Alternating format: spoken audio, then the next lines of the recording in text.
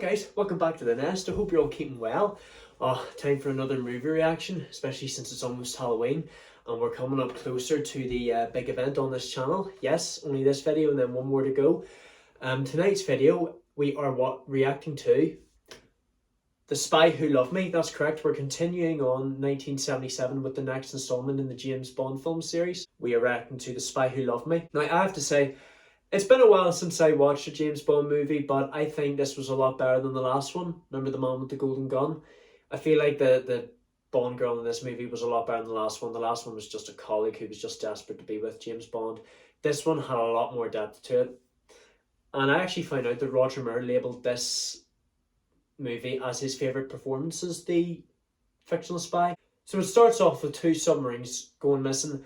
James Bond, after sleeping with another woman yet again, as for every time we meet James Bond in the film for the first time, he's always sleeping with another woman. Anyway, he is sent down to Austria to investigate. While he is in Austria, a group of Soviet agents chase after him on the slopes, and he manages to escape after he kills one of them. The singer for the theme song of this movie, which is titled Nobody Does It Better Than You, is sung by no other than Carly Simon. Nobody does it better. Someone can locate a magnificent submarine from its wake. Yeah, I was actually surprised to see the magnificent tripod base in this movie that just emerges from the water. You know, I wish I had a tripod like that. You're just massive. You can just hang it outside your house. You know, your camera can angle anywhere you want. You know what I mean? It is owned by the bad guy in this movie, who is called Karl Stromberg. Yeah, I don't know whether, is he Austrian or German, or I have absolutely no idea. If you know, leave a comment. Yeah, Karl Stromberg, he, like a lot of James Bond villains, he has like a tank with a dangerous creature inside it. Like I know that Dr. Kananga had a group of alligators and crocodiles and caimans. Ernst Stavro Blofeld had a group of piranhas, and Emilio Lager with sharks. Well, it turns out that Karl Stromberg has a tank with a tiger shark inside it. Now, these are the known man-eaters. Yeah.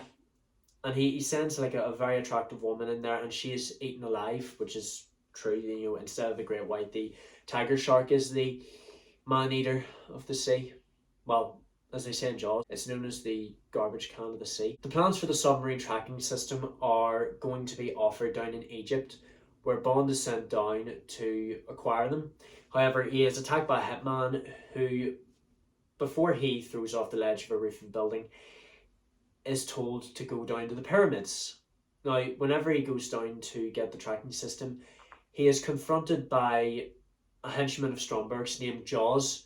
Now, Jaws is this big, tall assassin who seems to be indestructible, and he has these teeth made out of steel that he can use to kill people just by biting into them, because these teeth are absolutely razor sharp.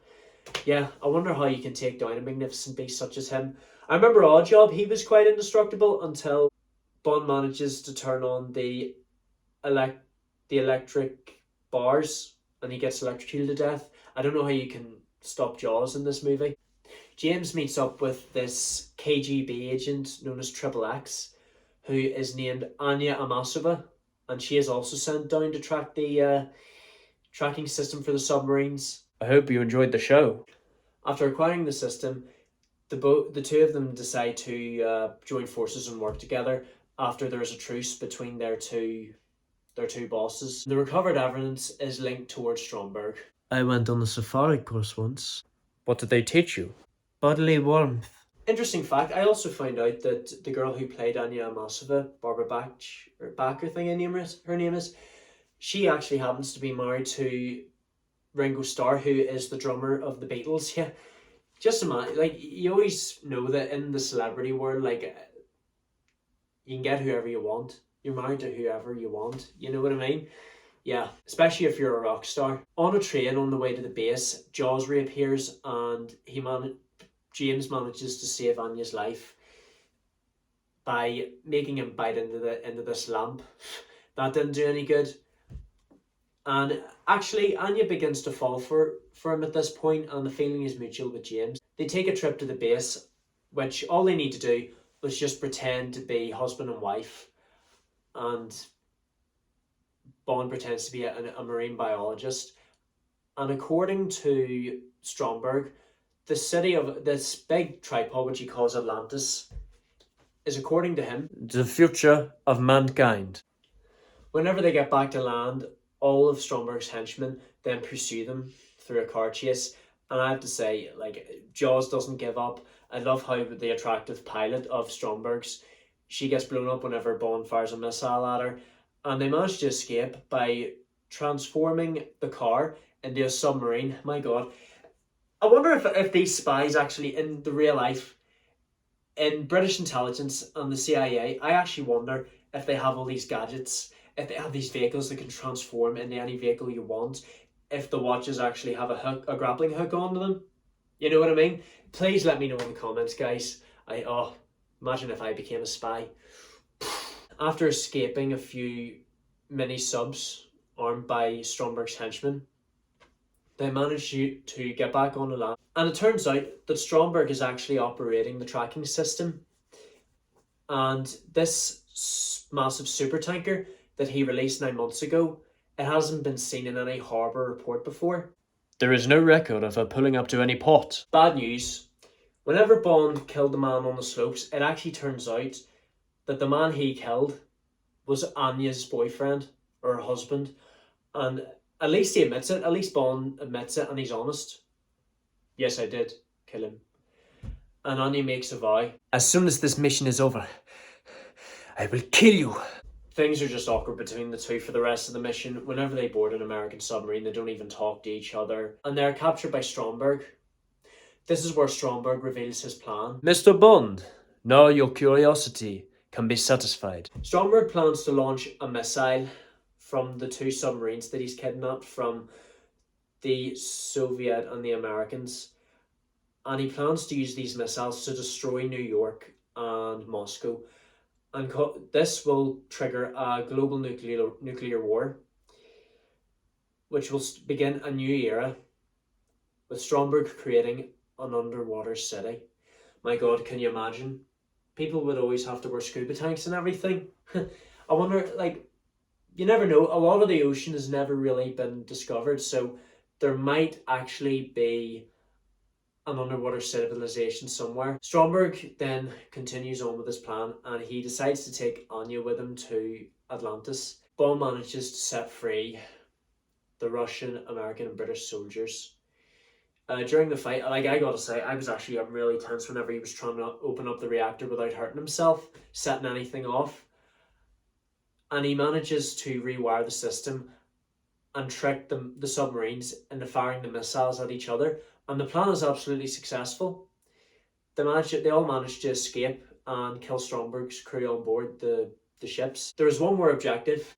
Destroy Atlantis fast. But James doesn't want to destroy Atlantis immediately because the one thing he has to do is save Anya from getting killed herself. I need an hour. He's so cool on his sea bike, you know, he rides up to Atlantis. On board, after a confrontational conversation with Stromberg, which ends with him shooting at Bond, Bond gains the upper hand. Now it's my turn. He fires at Stromberg and kills him. Yes, finally the bad guy gets what he deserves. He encounters Jaws again and he manages to use a magnet to lift him up by his teeth. How does that grab you? That's another thing I love about this movie, is it just returns to the old roots of Bond, you know, whenever he makes puns again, whenever he's killing the villain. He does manage to drop Jaws into the shark tank, but you realise how indestructible Jaws really is when he bites the tiger shark to death and he makes it out alive. He swims in the ocean. I wonder if he'll actually turn up in the next movie. Bond is successful in rescuing Anya and they manage to escape Atlantis in the sea pod, and despite being 5 minutes late and with the Americans already exploding Atlantis, they managed to make it out alive in a very luxurious escape pod. So it does look like Bond misjudged Stromberg after all. With the mission now complete, Anya decides to keep her promise, but she changes her mind because Bond did save her life after all, and also her husband was trying to kill him. So, self-defense. Bond opens up the champagne and then they decide to embrace each other. Let's get out of these wet things. The British intelligence manages to recover the escape pod, and both the spice bosses are surprised to see the two of them making out and embracing each other after a long mission. But I guess with the mission complete, there's only so much you can do. I'm keeping the British end up, sir. And that's the end of the movie. You know, both bosses are just amazed by what's happening. I don't know if M and Miss Moneypenny should be surprised by what Bond does at this point. You know what I mean? Because shouldn't they be used to this kind of thing? And I do know that Miss Moneypenny does really want to be with James Bond, but I guess she knows it'll never happen because he just finds a new woman at the end of every movie. I have to say, Anya Amasova was gorgeous, and you know, I was just glad to see that she had more character than the last one did. The last one, I can't remember her name, but the last one was just like an assistant who worked for him on a regular basis. We don't need that. And you know, it did include some more humor, you know, a lot of action. You know, I do wish the last one had a lot more action. It was just him facing off against Scaramanga. And no wonder he decided to make this one his favourite. And it says at the end of this one, Bond will return in For Your Eyes Only. Yeah, I don't know when I'm going to do that, guys. Maybe in the next 2 years on this YouTube channel that I cover. Yeah, it'll definitely be at some point. But yeah, I don't know which James Bond movie is my favourite because I think there's so many of them that I need to get through. But yes, we'll definitely come to that. Thank you so much for watching, you guys. Like I said at the start of this video, we've only got one more movie to react to, and then we're getting on to the gaming. I'm really excited, guys. I'm definitely going to try and do it at some point next week. Just need to film the next video on Sunday and get it uploaded as soon as I can. It's a big surprise. It's the biggest movie of 1977 that I'm doing next. I'm sure you all can't wait to see what it is. I definitely can't wait to react to it. But thank you so much for watching, you guys. Don't forget to leave a like, comment what you would like to see next, subscribe, turn on notifications, tell all your friends about it, and I'll see you in the next video. Bond is unstoppable. And also, I actually wonder if Jaws made it out of the sea alive. Can anything kill that man? Love you all to death.